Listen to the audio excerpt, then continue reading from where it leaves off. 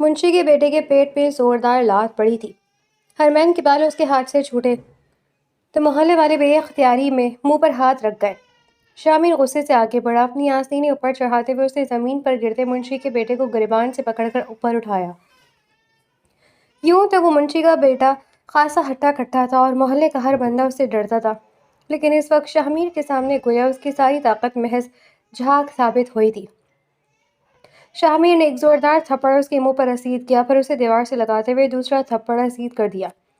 منشی کا بیٹا پورا زور لگا کر شامیر کو پیچھے دھکیلنے کی کوشش کر رہا تھا، پر شامیر کی طاقت اس سے کہیں زیادہ تھی۔ وہ منشی کے بیٹے کے سامنے کھڑا لمبا چوڑا غضبناک آسیب لگ رہا تھا۔ تمہاری ہمت کیسے بکواس کرنے کی؟ الزام لگا رہے اس لڑکی پر، یتیم ہے تو تم دادا گیری کرو گے؟ اور کیا کہہ رہے تھے؟ شادی کرنا چاہ رہے تھے، لیکن اب کیا کرو گے؟ جو کرنا ہے کرو، ابھی کرو۔ شامیر دھاڑا۔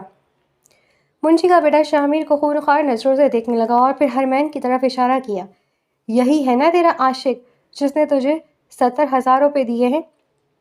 وہ اب بھی بکواس کرنے سے باز نہیں آ رہا تھا۔ You idiot! شامیر کا پارا 7ویں آسمان پر پہنچا۔ شامیر نے اس کی گردن یوں دبوچی کہ منشی کے بیٹے کی سانسیں اٹکنے لگی۔ ہرمین کی ماں پریشان ہوتی ہوئی شامیر کے پاس آئیں۔ بیٹا چھوڑ دو، پولیس آ جائے گی، معاملہ بڑھ جائے گا، اس کی پہنچ اوپر تک ہے، ہم اس سے دشمنی افورڈ نہیں کر سکتے۔ زرینہ گھبرا کر التجا کر رہی تھی، جبکہ منشی کے بیٹے کا خاص کارندہ فوراً باہر جا کر پولیس کو کال لگا چکا تھا۔ کچھ ہی دیر میں گلی میں پولیس موبائل کے سائرن کی آواز گونجنے لگی۔ اب بتا تو نے کس کے گریبان پر ہاتھ ڈالا ہے؟ امیر ہوگا تو اپنے گھر کا ہوگا۔ منشی کا بیٹا گلا چھوٹتے ہی غرایا۔ شامیر نے اسے تند نظروں سے دیکھا۔ تمہیں کیا لگتا ہے یہ پولیس تمہاری مدد کرے گی؟ میرے ایک اشارے پر یہ تمہیں اٹھا کر کسی کھائی میں پھینک دیں گے۔ یہ دنیا پیسے پر چلتی ہے اور تم شامیر فیضان سے بہت پیچھے ہو، وہ سرد لہجے میں بولا۔ منشی کا بیٹا اسے پیچھے دھکیل کر اس پر حاوی ہونے کی ناکام کوشش کرنے لگا۔ جب شامیر پر اس کی طاقت نہ چلی تو وہ محلے والوں کو اکسانے لگا۔ دیکھ رہے ہو محلے والوں، اس کا عاشق گھر تک آ گیا، اس کی ماں اور یہ اب یہاں دھڑیلے سے بے غیرتی پھیلائیں گے۔ کل کو تم لوگوں کی بھی بیٹیاں ہیں، کیا کرو گے تم لوگ؟ منشی کے بیٹے کے اکسانے پر محلے والے بھی ہرمین اور اس کی ماں کو عجیب مشکوک نظروں سے دیکھنے لگے۔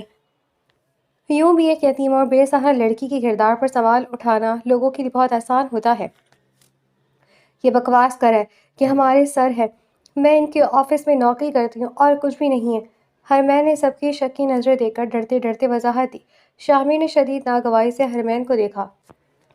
آپ ان سب کو وضاحتیں کیوں دے رہی ہیں؟ اپنے کردار کی وضاحتیں ہر ایرے غیر شخص کو نہیں دی جاتی۔ شامیر کے یہ کہنے کی دیر تھی کہ محلے داروں کے ماتھے پر بل پڑ گئے۔ ایسے کیسے وضاحتیں نہیں دی جاتی؟ یہ شریفوں کا محلہ ہے، جواب تو دینا پڑے گا۔ اب یہ یتیم اور لاوارث ہو گئی ہے تو کیا کچھ بھی کرتی پھرے گی؟ منشی کے بیٹے کے اشارے پر محلے کا ایک آدمی بول پڑا۔ اس آدمی کے آگے آنے کی دیر تھی کہ دوسرے لوگ بھی بولنے لگے۔ ہاں، حق ہے ہمیں اس سوال جواب کا۔ شامیر طنزیہ ہنسا۔ واقعی کس حق سے حق ہے آپ لوگوں کو؟ جب یہ بے غیرت آدمی اس کے بال پکڑ کر کھڑا تھا تب کوئی آگے کیوں نہیں آیا؟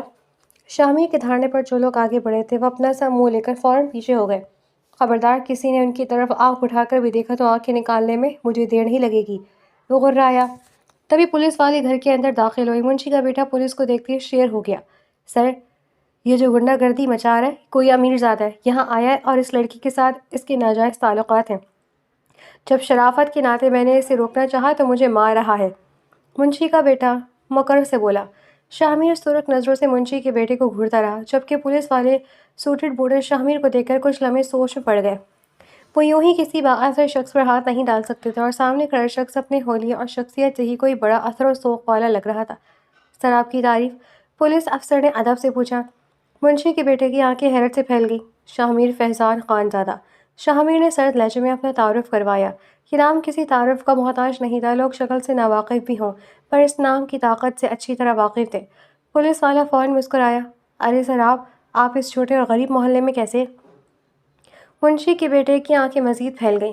اب تو محلے والے بھی تعجب سے شامیر کو دیکھنے لگے تھے۔ یقیناً وہ کوئی حد سے زیادہ امیر آدمی تھا۔ میں اپنی امپلائی کو ڈراپ کرنے آیا تھا اور یہ شخص اسے ہراس کر رہا تھا، اس کے کردار پر کیچڑ اچھال رہا تھا اور یہ لوگ یہاں تماشائی بنے دیکھ رہے ہیں، شامیر نے سخت لہجے میں کہا۔ پولیس والے اب غصے سے منشی کے بیٹے کو دیکھنے لگے، جبکہ منشی کا بیٹا پولیس والوں کو گھور رہا تھا، جو اس کا کھا کر بھی اب شامیر کے سامنے اس کا ساتھ نہیں دے رہے تھے۔ جھوٹ بول رہا ہے یہ لڑکی اس کے ساتھ ناجائز تعلق میں ہے۔ ٹھیک ہے، اگر یہ لڑکی واقعی اس کے ساتھ کسی تعلق میں نہیں ہے تو میں اس کو اپنانے کے لیے تیار ہوں۔ میں اس سے ابھی یہیں سب کے سامنے نکاح کروں گا۔ منشی کا بیٹا اچانک چلا کر بولا۔ شامل اسے حیرت سے دیکھنے لگا۔ کیوں؟ تم کیوں نکاح کرو گے؟ کوئی زبردستی ہے کیا؟ نہیں کرنا اس کو تم سے نکاح۔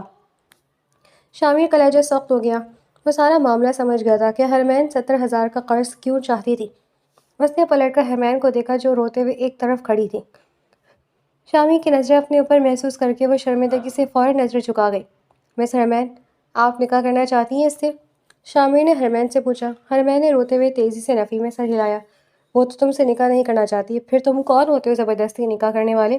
فوراً نکلو یہاں سے، اپنی رقم اٹھاؤ اور جاؤ۔ شامی غرایا۔ ایسے کیسے چلا جاؤں؟ اس کے باپ نے اس سے میرا رشتہ طے کیا تھا، زبان دی تھی مجھے، یہ مجھ سے ہی نکاح کرے گی، ورنہ یہ آوارہ لڑکی اس محلے میں نہیں رہ سکتی۔ منشی کا بیٹا پھر بولا۔ شاہمیر طیش میں آ کر منشی کی بیٹی کی طرف بڑھنے لگا، لیکن پولیس والوں نے فوراً بیچ میں آ کر اسے روک لیا۔ منشی کے بیٹے نے محلے والوں پر ایک نظر ڈالی اور چونکہ محلے والے بھی اس کے قرض تلے دبے ہوئے تھے اس لیے اس کے حق میں بولنے پر مجبور ہو گئے۔ ہاں، یہ ٹھیک کہہ رہے، یا تو حرمین منشی کے بیٹے سے نکاح کرے ورنہ ہم اسے اس محلے میں نہیں رہنے دیں گے۔ معاف کرنا بھائی، کل کو ہماری بہن بیٹیاں ہیں، کیا اثر پڑے گا ان پر؟ ایک آدمی بول پڑا۔ یہ سن کر منشی کا بیٹا مکر سے مسکراتے ہوئے حرمین اور اس کی ماں کو دیکھنے لگا۔ دیکھو امیر بابو، یا تو حرمین ابھی مجھ سے نکاح کرے گی یا پھر یہاں سے یہ گھر اور محلہ خالی کرے گی۔ اگر یہ مجھ سے نکاح کرے گی تو میں اس کے ناک پہ نکیل ڈال کے رکھوں گا، پھر یہ کوئی گندا کام نہیں کرے گی، ورنہ ایک کام کرو، تم اس سے نکاح کر لو اگر تمہیں اتنا ہی درد ہو رہا ہے تو۔ منشی کے بیٹے کی گھٹیا بات پر حرمین کی آنکھیں حیرت سے پھیل گئیں۔ وہ کبھی اپنی ماں کو دیکھتی تو کبھی شاہمیر کو۔ اسے کس قدر شرمندگی ہو رہی تھی وہ الفاظ میں بیان نہیں کر سکتی تھی۔ جبکہ شامیر کا چہرہ برف کی طرح سرد ہو چکا تھا، منشی کا بیٹا اسے چیلنجنگ نظروں سے دیکھ رہا تھا، جیسے جتا رہو کہ اب کہو نہ کچھ، کیونکہ وہ جانتا تھا کہ وہ امیر آدمی حرمین کی مدد تو کر سکتا تھا پر حرمین جیسی غریب لڑکی سے نکاح ہرگز نہیں کرتا۔ کیا ہوا، چپ کیوں لگ گئی؟ کرو نہ نکاح، یا تو پھر سیدھا گھر سے نکلو اور جاؤ یہاں سے۔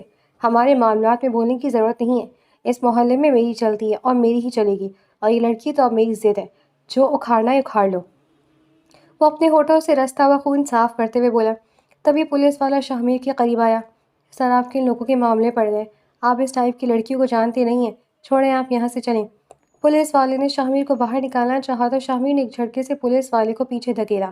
زبان سنبھال کر بات کرو، لگتا ہے تمہارے گھر میں بہن بیٹی نہیں ہے، اور اگر نکاح کی بات ہے تو مجھے کوئی مسئلہ نہیں ہے، میں کر لیتا ہوں اس سے نکاح۔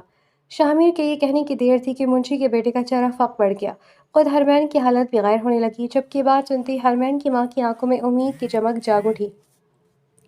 ایسے کیسے نکاح کرے گا؟ اس کے باپ نے مجھے زبان دی تھی۔ منشی کا بیٹا فوراً ہتھے سے اکھڑ گیا۔ شاہمیر جیسے اس کے پاس آیا، منشی کا بیٹا ڈر کر ایک قدم پیچھے ہوا۔ شاہمیر نے اس کا گریبان پکڑ کر اسے اپنے قریب کیا اور اس کی آنکھوں میں اپنی سرکش آنکھیں گاڑ دی۔ پھر جیب سے اپنا فون نکالا، نمبر ملاتے فون کان سے لگایا۔ ایڈریس بھیجو، فوراً گواہ اور قاضی کو لے کر پہنچو، سرد لہجے میں کہتے ہوئے اس نے فون کاٹ دیا اور پھر منشی کے بیٹے کا گال تھپتھپایا۔ انتظار کرو، اپنی بہن کے نکاح کی مٹھائی کھا کر جانا۔ یہ کہتے ہوئے شاہمیر نے اسے پیچھے دھکا دیا۔ منشی کا بیٹا گہری گہری سانسیں لیتا حرمین اور اس کی ماں کو گھورنے لگا۔ سر، آپ کیا کر رہے ہیں؟ آپ جذباتی ہو رہے ہیں، پولیس افسر نے کہنا چاہا۔ شاہمیر نے انگلی اٹھا کر اسے وارن کیا۔ مجھے صاف نظر آ رہا ہے کہ تم اس کے پالے ہوئے کتے ہو، اپنی زبان بند رکھو ورنہ مجھے منہ بند کرانے اچھے سے آتے ہیں۔ ابھی ایک فون آئے گا کہ تم اور یہ تمہارا کرتا دھرا دونوں ساری زندگی معافیا مانگتے رہو گے۔ شاہمیر نے منشی کی بیٹی کی طرف اشارہ کر کے کہا تو پولیس والا بھوکلا کر فوراً پیچھے ہو گیا۔ اور آپ لوگ جب نکاح ہو رہا ہوگا تب آنا، شاہمیر نے وہاں کھڑے محلے داروں کو دیکھ کر کہا، تو وہ سب منہ بناتے ہوئے وہاں سے جانے لگے۔ کچھ تو حرمین کے نصیب پر رشک کرنے لگے تھے۔ وہ یتیم لڑکی جسے کل تک کوئی منہ نہیں لگاتا تھا، آج اس کی شادی اتنے عالیشان آدمی سے ہو رہی تھی۔ حرمین کی ماں بھی فوراً گھر سے باہر بھاگی، کیونکہ گھر میں بیٹھنے کے لیے کوئی کرسی نہیں تھی۔ وہ پڑوسن سے کرسی مانگ کر لائیں اور شاہمیر کے آگے رکھی تاکہ وہ بیٹھ جائے۔ منشی کا بیٹا غصے سے وہاں سے نکلنے لگا تو شاہمیر نے اسے روکا۔ تم ابھی نہیں جا سکتے، نکاح کی مٹھائی کھا کر جانا اور اپنی بہن کو مبارکباد بھی دے کر جانا۔ شاہمیر نے پولیس والوں کو گھورا تو مجبور ہو کر ایس ایچ او نے دروازہ بند کر دیا۔ کمینے ایس ایچ او، کس بات کا پولیس والا ہے، ہتھکڑی لگا اور لے جا اس کے۔ منشی کا بیٹا ایس ایچ او کے پاس آ کر غرایا۔ ایس ایچ او نے غمگین نگاہوں سے اسے دیکھا۔ گالی مت دے ورنہ تجھے ہتکڑی لگا دوں گا. مت بھول پولیس والا ہوں میں. تو میری بلی مجھ کو ہی غرا رہی ہے. مت بھولو ہر ہفتے کتنی رقم دیتا ہوں میں تم لوگوں کو. منشی کے بیٹے نے جتایا. تم صرف رقم دیتے ہو. تم جتنی رقم دیتے ہو یا تمہاری پوری جائیداد ملا کر جتنی رقم بنتی ہے نا وہ یہ آدمی کھڑے کھڑے اپنے پیروں تلے مسل سکتا ہے. اس کے تعلقات آئی جی تک ہوں گے. مجھے نقصان پہنچائے گا اور تمہارا کچھ نہیں ہوگا اور نہ ہی کچھ جائے گا. میں سڑک پر آ جاؤں گا اس لیے چپ چاپ کھڑے رہو. ایس ایچ او نے منشی کے بیٹے کو ڈانٹ کر چپ کروا دیا. یہ تو میں بعد میں دیکھوں گا. منشی کا بیٹا پولیس والے کو دھمکی دیتا ہوا بولا. پر پولیس والوں نے اس کی بات کو ہوا میں اڑا دیا. سر میری بات سنیں. ہرمین شاہمیر کے سامنے آتی دھیمی آواز میں بولی. شاہمیر نے نگاہ اٹھا کر اسے دیکھا. وہ خوف سے ہلکی ہلکی کانپ رہی تھی. اس کی ذہنی حالت کا اندازہ لگاتے ہوئے شاہمیر کو اس پر رحم آیا. جا کر پانی پیو ہرمین, بعد میں بات کریں گے. شاہمیر نے نرمی سے کہا. ہرمین روتے ہوئے نفی میں سر ہلانے لگی. وہ یہی سمجھ رہی تھی کہ شاہمیر سب کے سامنے اس سے نکاح کر رہا ہے اور بعد میں اسے طلاق دے دے گا. وہ اپنے دامن پر طلاق کی صورت میں ایک داغ نہیں لگوانا چاہتی تھی. سر آپ کتنے ہی وقت تک مدد کر سکتے ہیں؟ یہ سب یوں ختم نہیں ہوگا. وہ بولنے ہی لگی تھی کہ دروازے پر دستک ہوئی. دروازہ کھلا تو باہر کچھ افراد, قاضی صاحب اور شاہمیر کا ڈرائیور کھڑا تھا. شاہمیر کرسی سے اٹھ کھڑا ہوا. بیٹھ جاؤ ہرمین, اس نے سنجیدگی سے کہا. ہرمین کو کچھ سمجھ نہیں آ رہا تھا. وہ گھبرا کر اپنی ماں کے پاس آئی. اماں یہ سب ٹھیک نہیں ہو رہا. اس کی ماں نے اسے خاموش رہنے کا اشارہ کیا. جو بھی ہو رہا ہے بالکل ٹھیک ہو رہا ہے, تم خاموش ہو. آپ کیوں نہیں سمجھ رہی؟ وہ صرف یہ نکاح سب کو دکھانے کے لیے کر رہے ہیں. اس کے بعد وہ چھوڑ دیں گے, پھر ہم کیا کریں گے؟ وہ دھیمی آواز میں التجائے بولی. کچھ بھی کر لیں گے, کم از کم اس منشی کے بیٹے سے تو بچ جائیں گے. میں تمہاری موت برداشت کر سکتی ہوں ہرمین, پر منشی کے بیٹے کے ساتھ تمہاری شادی نہیں. تمہیں کیا لگتا ہے وہ تمہیں شادی کر کے لے جائے گا تو بیوی قبول کرے گا؟ مار دے گا تمہیں. ماں دھیمی آواز سے بولی اور پھر پیچھے کھڑے منشی کے بیٹے کو دیکھا جو انہی دونوں کو نگل جانے والی نظروں سے گھور رہا تھا. محلے والے جو باہر کھڑے آپس میں باتیں کر رہے تھے وہ ایک بار پھر دروازے پر جمع ہو گئے تھے. ہرمین کی ماں نے ہرمین کو کرسی سے اٹھایا. کرسی والی جگہ پر قاضی صاحب بیٹھ گئے. قاضی صاحب کی ایک طرف ہرمین کھڑی تھی اور دوسری طرف شامل. حق مہر کتنا رکھنا ہے؟ فارم فل کرتے ہوئے مولوی صاحب نے پوچھا. 70,000. شامیر کے بولنے سے پہلے ہرمین نے کہا. 70 لاکھ. شامیر نے سرد لہجے میں تصحیح کی. ہرمین سمیت وہاں کھڑے ہر شخص کی آنکھیں پھٹی کی پھٹی رہ گئی. کچھ ایسا ہی حال منشی کے بیٹے کا بھی تھا. بھلا ایک یتیم اور عام سی لڑکی کا اتنا بھاری حق مہر؟ قاضی صاحب نے نکاح کا خطبہ شروع کیا. ہرمین صادق بنت صادق جنید, آپ کا نکاح اب 70 لاکھ روپے حق مہر شاہمیر بن فیضان کے ساتھ طے پایا ہے. کیا آپ کا یہ نکاح قبول ہے؟ مولوی صاحب کے پوچھنے پر ہرمین نے روتے ہوئے اسبات میں سر ہلایا. زبان سے اقرار کیجیے. مولوی صاحب نے ہدایت کی. قبول ہے. ہرمین نے روتے ہوئے کہا. منشی کا بیٹا غصے سے مٹھیاں بھیج گیا. ہرمین نے 3 بار نکاح قبول کیا. اس کے بعد یہی ایجاب و قبول شاہمیر سے کروایا گیا. شاہمیر نے بآواز بلند نکاح قبول کیا. پھر شاہمیر نے اپنی جیب سے 5-5 ہزار کے کئی نوٹ نکالے اور منشی کے بیٹے کی جانب بڑھائے. مسکراتے ہوئے اس نے منشی کے بیٹے کو دیکھا اور اس کے ہاتھ میں وہ نوٹ تھما دیے. یہ تمہاری بہن کے نکاح کی خوشی میں صدقہ خیرات ہے, غریبوں میں تقسیم کر دینا. منشی کے بیٹے کا کندھا تھپتھپاتے ہوئے اس نے اچانک اسے دروازے سے باہر دھکا دیا. محلے والے بھی گھبرا کر فوراً پیچھے ہو گئے. اب آپ بھی جا سکتے ہیں. شاہمیر نے پولیس والے سے کہا تو وہ مسکرا کر مبارکباد دیتا ہوا باہر نکل گیا. مولوی صاحب اور باقی لوگ بھی رخصت ہو گئے. شاہمیر بھی جانے کے لیے مڑا. سر. ہرمین نے اپنے آنسو پوچھتے ہوئے اسے پکارا. وہ شاہمیر کے مقابل آئی. شاہمیر ٹھہر کر اس کے سرخ چہرے کو دیکھنے لگا. آنکھیں رو رو کر ہلکی ہلکی سوج چکی تھی. آپ. ہرمین بولنے لگی پر شاہمیر نے نرمی سے اس کی بات کاٹ دی. آرام کرو ہرمین, بعد میں سکون سے بات کریں گے. آفس آنا پھر بات کریں گے. شاہمیر نے جتایا. ہرمین کی ماں کو سلام کیا اور وہاں سے باہر نکل گیا. جبکہ اس کی آخری بات کی آفس سے بات کریں گے یہ بات واضح کر گئی تھی کہ وہ اس رشتے کو آگے بڑھانے کے حق میں نہیں تھا. یعنی اس نے یہ سب صرف دنیا والوں کو دکھانے کے لیے کیا تھا. وہ دوبارہ کبھی ہرمین کے گھر نہیں آنے والا تھا اور یہ اچھا ہی تھا کہ کم از کم منشی کے بیٹے سے اس کی جان تو چھوٹ گئی تھی. شاہمیر جاتے جاتے راستے میں پلٹا. مجھے معلوم ہے منشی کا بیٹا دوبارہ ضرور آئے گا اور نقصان پہنچانے کی کوشش کرے گا. جو پولیس والا آیا تھا میں اسے آپ دونوں کی حفاظت کی ڈیوٹی پر مامور کروا دوں گا. وہی منشی کے بیٹے سے آپ لوگوں کی حفاظت کرے گا. شاہمیر نے کہا اور وہاں سے نکل گیا تھا. باہر نکلتے ہی شاہمیر نے آئی جی کے نمبر پر کال ملائی. سلام دعا اور خیر خیریت کے بعد شاہمیر نے اسے ہرمین اور اس کی ماں کی حفاظت کے حوالے سے بات کی. اور شاہمیر کے وعدے کے مطابق وہی پولیس والا جو منشی کے بلانے پر آیا تھا ہرمین اور اس کی ماں کی حفاظت پر مامور کر دیا گیا۔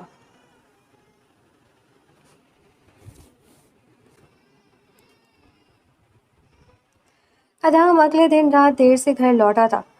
اسے گھر لوٹتے لوٹتے 11 بج گئے تھے۔ گھر میں داخل ہوتی ہادیہ نے پریشانی سے پوچھا، کہاں تھے ادھام؟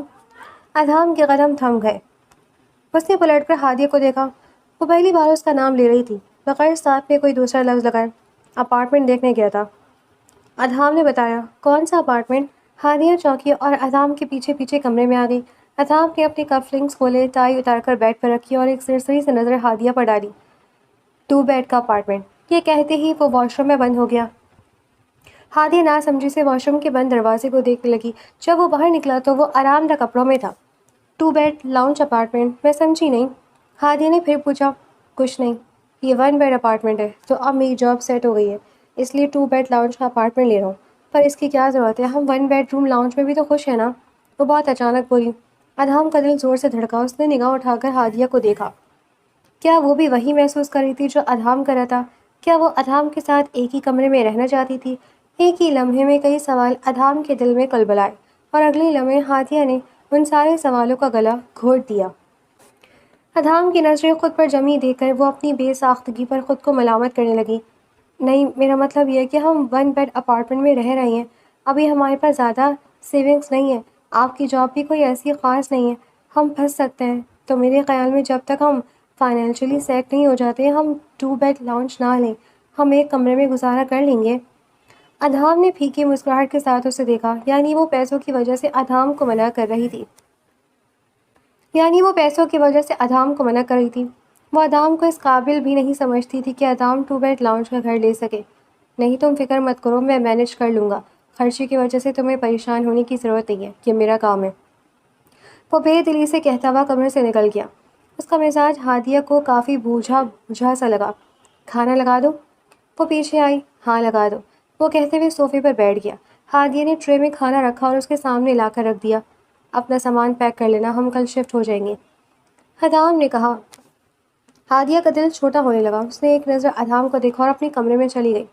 پتہ نہیں کیوں اسے برا لگ رہا تھا، ادھام کا 2 کمروں کا اپارٹمنٹ لینا۔ جب سے اس نے ادھام کو اپنے قریب دیکھا تھا اس کا دل تو کوئی اور ہی کہانیاں سنا رہا تھا، اور اب جب کہ ادھام اب اس کے ساتھ ایک کمرے میں رہنا بھی گوارا نہیں سمجھ رہا تھا، تو جانے کیوں خود بخود اس کی آنکھیں نم ہونے لگیں۔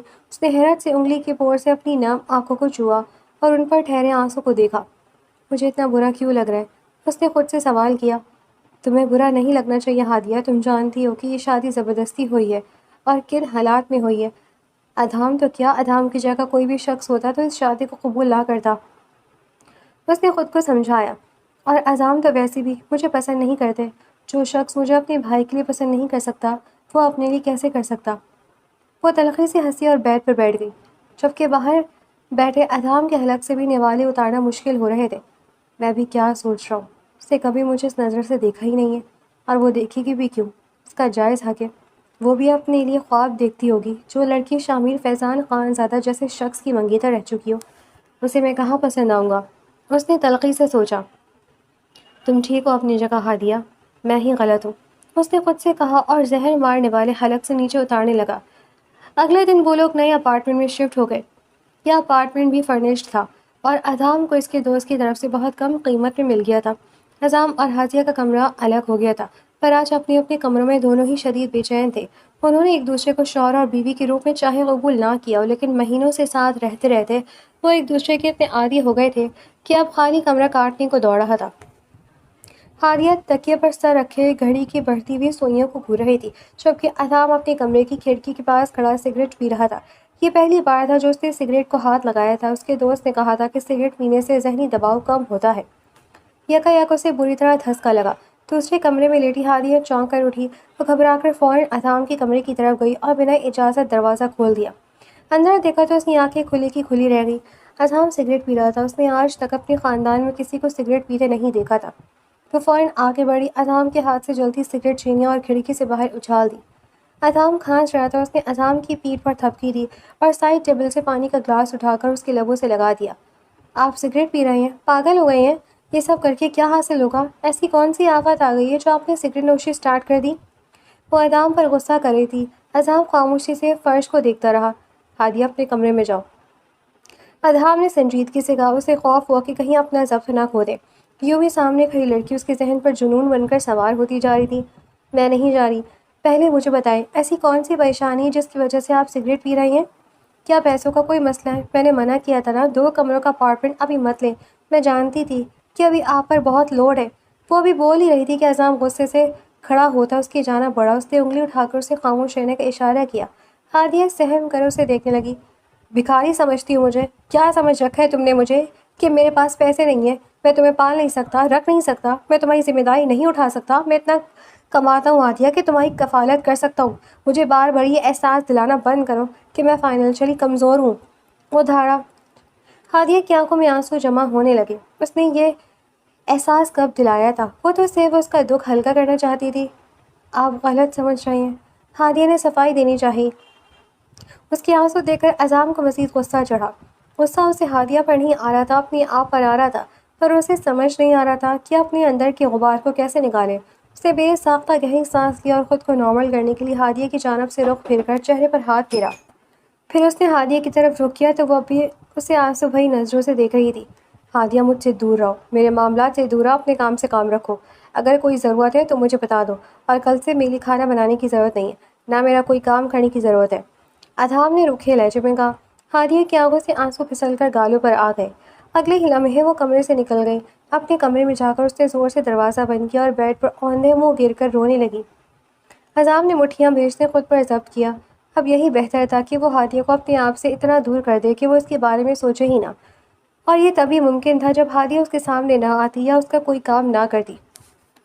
پر وہ یہ نہیں جانتا تھا کہ اس نے ہادیہ کے دل میں کھلتی محبت کے ننھے پھول کو بری طرح کچل دیا تھا۔ اعظم بیڈ پر نیم دراز ہو گیا، تھکن بہت تھی، پر ذہن سونے کو تیار نہیں تھا۔ بے چینی تھی کہ آج پھر گزرتے لمحے کے ساتھ بڑھتی جا رہی تھی۔ اس کا دل ہادیہ کی جانب دھڑکنے لگا۔ دل کیا کہ ایک بار جا کر اسے دیکھ لے۔ ہادیہ اس کی وجہ سے روئی تھی۔ ہادیہ کے آنسو یاد کر کے اس کا دل بری طرح مچل رہا تھا، پر اگر اسے ہادیہ کو خود سے دور رکھنا تھا تو اسے اپنے دل پر پہرے بٹھانے تھے۔ کچھ دیر بعد اس نے فون اٹھایا اور گیلری میں ہادیہ کی تصویر کھولی۔ وہ اس تصویر کو تکنے لگا۔ دیکھتے دیکھتے کئی لمحے گزر گئے، پر اسے احساس ہی نہ ہوا۔ جیسے دل میں سکون سا اترنے لگا، اس نے ہادیہ کی تصویر کو زوم کر کے اس پر انگلی پھیری تو ہونٹ خود بخود مسکرا دیے۔ یوں لگنے لگا کہ اس کی ساری خوشیوں کا محور وہ ایک ہی لڑکی بن کر رہ گئی تھی۔ ذہن پرسکون ہوا تو نیند اعظم کے حواسوں پر طاری ہونے لگی، اور وہ کب ہادیہ کی تصویر دیکھتے دیکھتے سو گیا، اسے اندازہ ہی نہ ہوا۔ اگلے دن صبح ہادیہ کی آنکھ کھلی تو اسے ایک اور جھٹکا لگا۔ لاؤنج میں ایک ماسی کھڑی تھی اور اعظم صوفے پر بیٹھا اسے سارے کام سمجھا رہا تھا۔ کھانا بنانا آتا ہے نا؟ اچھا، اعظم نے اس عورت سے پوچھا۔ آپ بے فکر ہیں صاحب، میں بہت اچھا کھانا بناتی ہوں اور پہلے بھی بہت سارے گھروں میں بنا چکی ہوں۔ ٹھیک ہے، سارا کام وقت پر کر دیجیے گا، 8 بجے کے بعد آپ چلی جائیے گا، اعظم نے کہا تو وہ عورت سر ہلاتی صفائی کے لیے کچن کی طرف بڑھ گئی۔ ہادیہ ساکت کھڑی اعظم کو دیکھ رہی تھی۔ اعظم نے ایک نظر اسے دیکھا اور پھر اپنے کام میں مگن ہو گیا۔ ان سب کی کیا ضرورت ہے؟ ہادیہ نے آگے بڑھ کر پوچھا۔ ضرورت ہے، تمہیں ان سب کاموں کی عادت نہیں ہے، اعظم نے سنجیدگی سے کہا۔ پر اب مجھے عادت ہو چکی ہے، وہ چڑ رہی تھی۔ عادت ہے تو رفتہ رفتہ ختم ہو جائے گی، تم پہلے بھی سارے کام نہیں کرتی تھی، تو پھر میں آپ کے گھر میں کیوں رہوں، آپ کے خرچے پر کیوں پڑوں؟ جب میں خود کما کر اپنے خرچے خود اٹھا سکتی ہوں۔ میں یہ سارے کام یہ سوچ کر کرتی تھی کہ آپ باہر کا کھانا کام سنبھال رہے ہیں اور میں گھر کا۔ ہادیہ نے تڑپ کر کہا، کوئی بات نہیں، یوں سمجھ لو کہ میں تم پر ادھار خرچ کر رہا ہوں، جب پڑھائی مکمل ہو جائے اور کمانے لگ جاؤ تو واپس کر دینا۔ یہ کہتے ہی وہ اٹھ کر اپنے کمرے میں چلا گیا۔ ہادیہ حیرت سے منہ کھولے اسے دیکھتی ہی رہ گئی۔ اگر بات لا تعلقی کی ہے تو میں آپ کو بتاتی ہوں اعظم خانزادہ کہ میری رگوں میں بھی آپ ہی کے خاندان کا خون دوڑ ہے۔ آپ انا میں مجھ سے جیت نہیں سکتے۔ میں اب ہر بار آپ کے پیچھے نہیں آؤں گی۔ اگر یہ رشتہ آپ کے لیے بوجھ ہے تو آج سے میرے لیے آپ سے زیادہ انچاہا اور زبردستی کا ہے۔ سوچتے ہوئے وہ کمرے میں بند ہو گئی۔ اگلے دن سے اعظم اور ہادیہ ایک دوسرے سے مکمل لا تعلق ہو چکے تھے۔ بات چیت تک ترک کر دی تھی اور دونوں اپنے کاموں میں مگن رہنے لگے تھے۔ اسی طرح اعظم کے فائنل پیپرز مکمل ہو گئے اور ہادیہ کے بھی۔ اعظم اب مختلف کمپنیوں میں جاب کے لیے اپلائی کر رہا تھا۔ بہت سی کمپنیوں نے اسے انٹرویو کے لیے بلایا تھا۔ وہ لیپ ٹاپ پر بیٹھا یہی چیک کر رہا تھا جب ہادیہ اس کے پاس آئی۔ میرا رزلٹ آ گیا ہے، ہادیہ نے مدھم آواز میں کہا۔ کتنے نمبروں سے فیل ہوئی ہو؟ اعظم نے لیپ ٹاپ میں مصروف رہتے ہوئے ہی سرد لہجے میں پوچھا۔ اس قدر ذلت محسوس کرتے ہادیہ نے لب بھیجا اور اپنے ہاتھ میں پکڑا پیپر اذام کے سامنے ٹیبل پر رکھا اور خاموشی سے اپنے کمرے میں چلی گئی۔ اذام نے نگاہ اٹھا کر جاتی ہوئی ہادیہ کو دیکھا، پھر پیپر اٹھائے تو ہونٹ بے ساختہ مسکرا دیے۔ وہ لڑکی جس کی پڑھائی میں بالکل دلچسپی نہیں تھی، وہ 75% نمبروں سے کلیئر ہو گئی تھی۔ اذام نے سکون کی سانس لی اور ہادیہ کے کمرے کے بند دروازے کو دیکھتے ہوئے وہ پیپر واپس ٹیبل پر رکھ دیا۔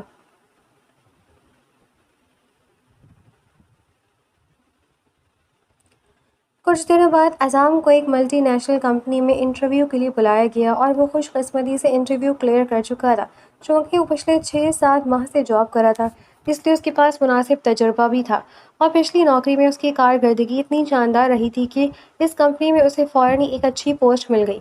سیلری بھی بہت اچھی تھی اور کمپنی کی طرف سے اچھی گاڑی بھی دی جا رہی تھی۔ چونکہ گاڑی اس کے پاس پہلے سے موجود تھی، اس لیے اس نے گاڑی کی جگہ کمپنی سے اپارٹمنٹ کی ڈیمانڈ کی، جس پر کمپنی رضامند ہو گئی۔ رات کو دیر سے گھر لوٹا، ہاتھ میں ایک چھوٹا سا کیک بھی تھا ہادیہ کو سرپرائز دینے کے لیے۔ جب وہ گھر لوٹا تو پورا گھر سناٹے میں ڈوبا ہوا تھا۔ فریش ہو کر جب وہ باہر آئے تو اس نے ہادیہ کے کمرے کا دروازہ ہلکا سا کھولا۔ ہادیہ اندر سو رہی تھی۔ وہ خود کو اندر بڑھنے سے روک نہ پایا، قدم خود بخود بیڈ کی جانب کھینچنے لگے۔ ہادیہ گہری نیند میں تھی۔ اذام کی نظر سائڈ ٹیبل پر پڑی تو ماتھے پر بل پڑ گئے۔ سائڈ ٹیبل پر نیند کی گولیوں کا پتہ رکھا تھا۔ اس نے حیرت سے ہادیہ کو دیکھا، وہ نیند کی گولیوں کا استعمال کر رہی تھی۔ وہ لڑکی جسے کبھی اپنی نیند بھگانے کے لیے دوا کی ضرورت پڑتی تھی، وہ آج سونے کے لیے دوا لے رہی تھی۔ وہ جتنا حیران ہوتا کم تھا۔ ایسا کون سا ڈپریشن ہے ہادیہ تمہیں، جو تمہیں یہ میڈیسنز لینی پڑیں گے؟ وہ بڑبڑایا۔ ہادیہ کا ایک ہاتھ بیڈ سے نیچے لٹک رہا تھا۔ اس نے اس نازک سے ہاتھ کو اپنی ہتھیلی پر رکھا اور مسکرانے لگا، پھر دل میں مچلتی خواہش پر جھکتے ہوئے اس نے اپنے ہونٹ ہادیہ کے ہاتھ کی پشت پر رکھ دیے اور ایک لمبی گہری سانس لی۔ پھر اس نے سر اٹھایا۔ وہ سوتی ہوئی بہت پیاری لگ رہی تھی، کسی چھوٹی سی گڑیا جیسی۔ اذام آگے بڑھتے ہوئے اپنی انگلی سے اس کے پلکوں کو چھونے لگا۔ دل میں گدگدی سی ہونے لگی۔ وہ مزید بے اختیار ہوا اور ہادیہ کے چہرے پر جھک گیا۔ اس نے ہادیہ کے ماتھے پر اپنے ہونٹ رکھے تو دل میں سرور سا اترنے لگا۔ ماتھے کے بعد اس نے اپنے ہونٹ ہادیہ کی دونوں بند آنکھوں پر باری باری رکھے، پھر اس کے گلابی گال کو چوما اور انگلی سے اس کی کھڑی ستواں ناک کو چھوا۔ اسے یوں لگا جیسے دنیا جہاں کی خوبصورتی ہادیہ کے چہرے میں سمٹ آئی ہو۔ پہلے تو کبھی اسے ہادیہ اتنی خوبصورت نہیں لگی تھی۔ پھر اس کی نگاہ ہادیہ کے ادھ کھلے ہونٹوں پر جا ٹھہری۔ اس نے انگلی سے اس کے ہونٹ بند کرنے چاہے لیکن وہ واپس کھل گئے۔ اذام کو ہنسی آئی، پر اگلے ہی لمحے آنکھوں میں نمی جھلکنے لگی۔ نگاہ ہادیہ کے ہونٹوں پر اٹکنے لگی تو دل بغاوت کرنے لگا تھا، پر وہ ایسا نہیں کر سکتا تھا۔ آنکھوں سے آنسو گرے۔ مجھے احساس ہو رہا ہے ہادیہ کہ تمہارے اور میرے درمیان کا رشتہ میری روح پر سوار ہوتا جا رہا ہے۔ کمرہ الگ کرنے سے بات نہیں بنے گی۔ کمرہ الگ ہونے کے باوجود میں خود کو روک نہیں پا رہا، اور میں اپنی ذات کو تم پر بوجھ کی طرح تھوپ نہیں سکتا۔ اس نے بے دردی سے اپنے آنسو صاف کیے، لیکن آنکھوں سے ایک بار پھر آنسو جمع ہونے لگے۔ وہ شاید ہی کبھی رویا تھا۔ یہ آخری رات ہے ہادیہ تمہارے ساتھ، ہم کل سے اس گھر میں نہیں رہیں گے۔ یہ کہتے ہوئے وہ وہاں سے اٹھا اور کمرے سے نکلنے لگا۔ اس نے زور سے اپنی آنکھیں میچ لی۔ دل اتنی شدت سے دھاڑے مار مار کر رونا شروع ہو چکا تھا کہ اس نے قدم واپس پیچھے لیا اور ہادیہ کی طرف آیا۔ ہادیہ تو نیند کی گولیاں لے کر سو رہی تھی۔ وہ ہادیہ کے برابر میں نیم دراز ہو گیا اور اسے تھوڑا سا اونچا کر کے اس کا سر اپنے سینے پر رکھ دیا تاکہ اس کے بالوں کی نرمی کو محسوس کر سکے۔ وہ اس کے بالوں کو سہلانے لگا۔ آج آخری لمحات تھے جو وہ ہادیہ کی قربت میں گزارنا چاہتا تھا، کیونکہ کل کے بعد اسے معلوم تھا کہ یہ موقع اسے دوبارہ کبھی نہیں ملنے والا تھا۔ اس نے پوری رات آنکھوں میں کاٹی۔ ساری رات ہادیہ کو اپنی سینے سے لگائے وہ لیٹا رہا۔ اب فجر کی اذانوں کے وقت اس نے ہادیہ کے سر کو واپس تکیے پر منتقل کیا اور ایک آخری نظر اس پر ڈالتے ہوئے کمرے سے باہر نکل گیا۔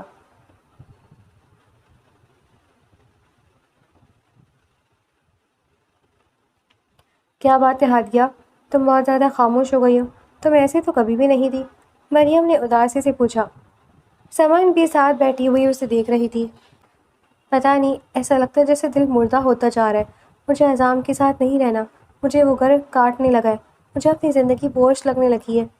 وہ یہ کہتے کہتے بری طرح رو پڑی اور دونوں ہاتھوں میں اپنا چہرہ چھپا لیا۔ اس کی دوستیں ہکا بکا اسے دیکھنے لگی۔ ہادیہ پاگل ہو گئی ہو، کیوں رو رہی ہو؟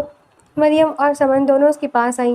انہوں نے ہادیہ کے چہرے سے ہاتھ ہٹا کر اس کے آنسو پوچھنے چاہے تو وہ روتے بولی، تو کیا کروں، میں نے خود کو اتنا روکا تھا پھر بھی ہو گئی۔ کیا ہو گئی؟ سمن نے پریشانی سے پوچھا۔ محبت۔ اس کے جواب پر دونوں ایک دوسرے کو دیکھنے لگے اور پھر بے ساختہ ہنس دی۔ تو اس میں رونے والی کون سی بات ہے؟ اذہان سے ہوئی نا محبت، کسی دوسرے سے تو نہیں ہوئی۔ سمن نے تصدیق چاہی۔ جواباً ہادیہ نے اسے غصے سے گھورا۔ تو پھر اس میں رونے والی کون سی بات ہے ہادیہ؟ اذہان تمہارا شوہر ہے، اگر محبت ہو گئی تو اچھی بات ہے نا؟ ہادیہ نے نفی میں سر ہلایا۔ نہیں ہونی چاہیے تھی۔ میری ساری عزت نفس ختم ہوتی جا رہی ہے۔ اذہان مجھے پسند نہیں کرتے، نہ وہ کبھی کر سکتے ہیں۔ ان کے نزدیک میں ایک نااہل اور بیکار لڑکی ہوں۔ وہ تو مجھے اپنے بھائی کے لیے بھی پسند نہیں کرتے تھے۔ ہادیہ پھر سے رونے لگی۔ ہادیہ تمہیں غلط فہمی بھی تو ہو سکتی ہے نا؟ ہو سکتا ہے وہ تم سے محبت کرتے ہوں پر اظہار نہ کرتے ہوں۔ تمہیں بھی تو پہلے ان سے محبت نہیں تھی، ساتھ رہتے رہتے ہوئی ہے۔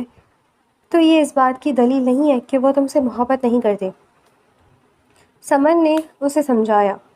ہاں مجھے بھی ایسا لگا تھا کہ ساتھ رہتے رہتے ان کو بھی مجھ سے محبت ہو رہی ہے، پر میں غلط تھی۔ وہ میری طرف دیکھنا بھی پسند نہیں کرتے، بات چیت بھی نہیں کرتے۔ انہوں نے کمرہ الگ کر لیے ہیں۔ مجھے تو لگتا ہے کل کو گھر بھی الگ کر لیں گے۔ وہ صرف میری پڑھائی مکمل ہونے کا انتظار کر رہے ہیں۔ پڑھائی مکمل ہوتے ہی وہ مجھے طلاق دے دیں گے۔ ہادیہ یہ کہتے ہی پھوٹ پھوٹ کر رو دی تھی۔ تم کہو تو ہم بات کریں اذہان بھائی سے۔ مریم نے پریشانی سے کہا۔ خبردار جو میری عزت نفس کا سودا محبت سے کیا۔ میرے لیے میری عزت زیادہ بڑھ کر ہے۔ میں اپنی محبت کا گلا گھونٹ دوں گی، پر میں ان پر زبردستی خود کو مسلط نہیں کر سکتی۔ تم جانتی ہو زبردستی کے رشتے نہیں چلتے۔ ہادیہ نے اپنے آنسو صاف کرتے ہوئے کہا اور کھڑی ہو گئی۔ کہاں جا رہی ہو؟ مریم نے پوچھا۔ کیب بک کروا لی ہے میں نے۔ نوٹیفیکیشن آیا کہ گاڑی پہنچ گئی ہے، میں گھر جا رہی ہوں۔ یہ کہتے ہوئے ہادیہ آگے بڑھنے لگی۔ مریم اور سمن افسوس سے اپنی دوست کو دیکھنے لگی۔ ان کی شوخ اور چنچل دوست محبت کے روگ میں کس قدر خاموش ہو گئی تھی۔ ہادیہ تیزی سے کیب کی طرف بڑھنے لگی جب اس کی نظر دوسری طرف کھڑے اذہان پر پڑی۔ وہ گاڑی سے ٹیک لگائے کھڑا بار بار گھڑی میں وقت دیکھ رہا تھا اور اس نے ابھی ہادیہ کو نہیں دیکھا تھا۔ ہادیہ کا دل زور سے دھڑکا۔ گاڑی سے ٹیک لگائے، ڈریس پہن اور لائٹ گرے شرٹ میں بالوں کو سلیقے سے سیٹ کیا اور آنکھوں پر سن گلاسز لگائے وہ بہت خوبصورت لگ رہا تھا۔ لیکن ہادیہ نے فوراً اپنے جذبات کو سمیٹا اور کیب کی طرف بڑھنے لگی۔ اذہان کب سے ہادیہ کا انتظار کر رہا تھا۔ جب اس نے کوفت سے نگاہیں دائیں بائیں دوڑائیں تو ہادیہ کو دوسری جانب بڑھتے دیکھ کر چونک گیا۔ ہادیہ، اس نے آواز لگائی۔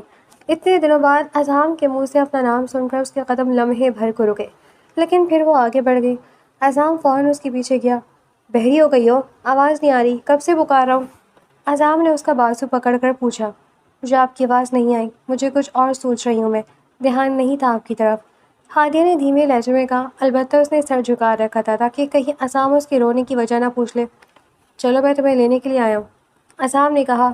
نہیں، میں نے کیب بک کروا لی ہے۔ ہادیہ نے انکار کیا۔ اذہان نے اسے گھورا، آگے بڑھ کر کیب والے کو رائڈ کے پیسے دیے اور ہادیہ کا ہاتھ پکڑ کر اسے اپنی گاڑی کی طرف لے گیا۔ ہادیہ خاموشی سے گاڑی میں بیٹھ گئی اور کھڑکی سے باہر دیکھنے لگی۔ اذہان نے نگاہیں موڑ کر اسے دیکھا۔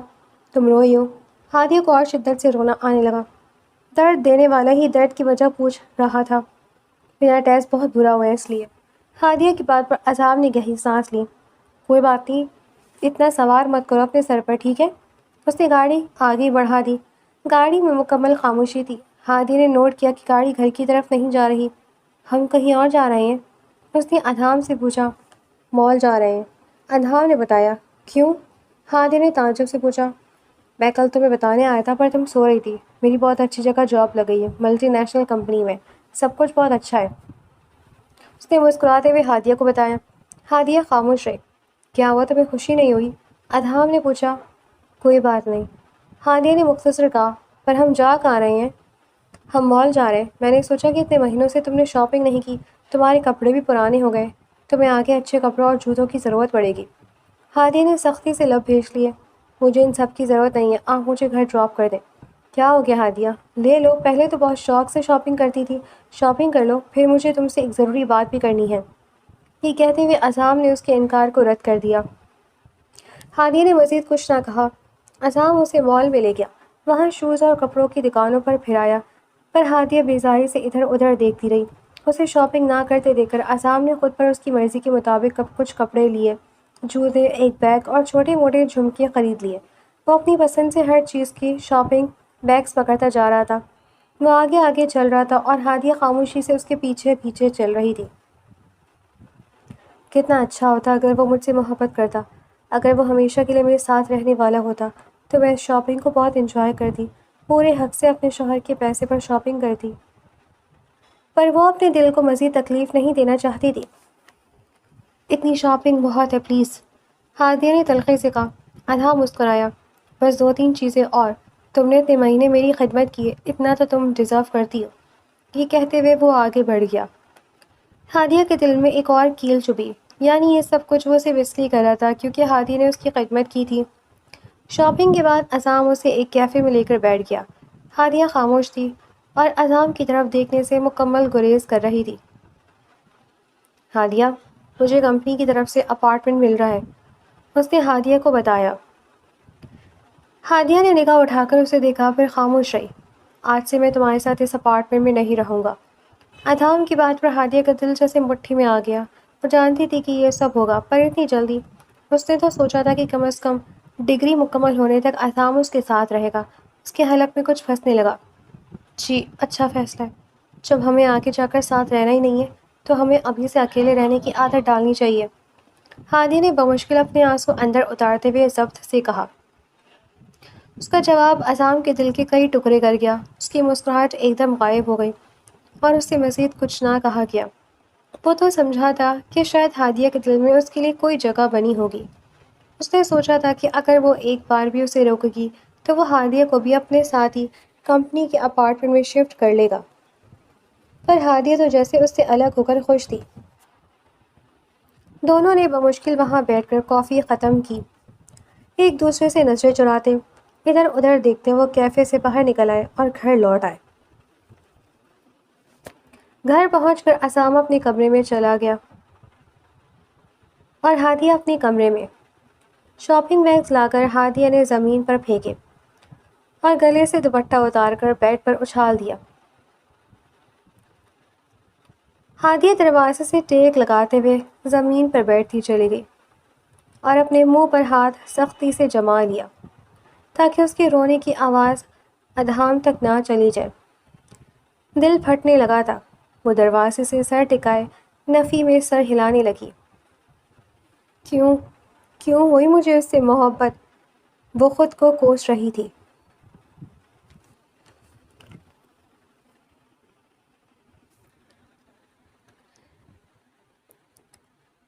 اپنے منہ پر ہاتھ سختی سے جما لیا تاکہ اس کے رونے کی آواز اذہان تک نہ چلی جائے۔ دل پھٹنے لگا تھا۔ وہ دروازے سے ٹیک لگائے نفی میں سر ہلانے لگی۔ کیوں ہوئی مجھے اس سے محبت؟ وہ خود کو کوس رہی تھی، جبکہ دوسری طرف اعظم پتھر ہوتے دل کے ساتھ اپنی ضرورت کا سامان سمیٹ کر سوٹ کیس میں پیک کر رہا تھا۔ اس کا نیا اپارٹمنٹ زیادہ دور نہیں تھا۔ اس نے ہادیہ کے اپارٹمنٹ سے کچھ ہی فاصلے پر کمپنی کا اپارٹمنٹ لیا تھا۔ شاید اتنی دوری ہی اس کے دل سے ہادیہ کی محبت نکال دیتی۔